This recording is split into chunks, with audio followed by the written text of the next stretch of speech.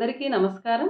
శ్రీ శ్రీ శ్రీ ఆచార్య ప్రబోధానంద యోగీశ్వర్ల వారికి, జగద్గురువైనటువంటి శ్రీకృష్ణ భగవంతునికి నమస్కరించుకుంటూ, ఈరోజు త్రైత సిద్ధాంత భగవద్గీతలోని విభూది యోగము అనే అధ్యాయంలో 2వ శ్లోకము గురించి తెలుసుకుందాము.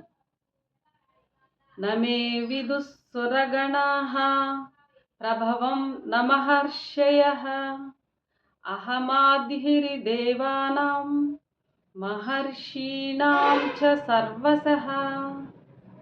ఈ శ్లోకము సాకారము గురించి తెలియచేశారు. భావము: దేవతలు మహర్షులు నా ప్రభావమును తెలియరు. దేవతలకు మహర్షులకు నేను ముందున్నవాడును, గొప్పవాడును. వివరము: పుణ్యఫలము ఎక్కువగటం వలన భూమి మీదనే ఇష్ట సుఖములను అనుభవించువారు దేవతలు. అలాగే భూమి మీదనే జ్ఞానాగ్నిని సంపాదించుకున్నవారు మహర్షులు, దేవతలు.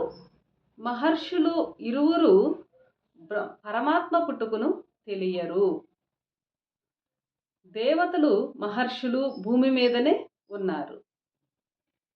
పరమాత్మ ప్రభావము అనగా పుట్టుక, పరమాత్మ పుట్టుక భగవంతునిగా భూమి మీదనే జరుగుచున్నది.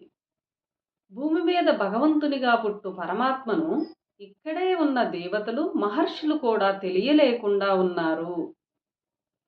దేవతలకున్న పుణ్యములోనూ మహర్షులకున్న జ్ఞానశక్తిలోనూ ఇద్దరికీ ముందున్నవాడు పరమాత్మ.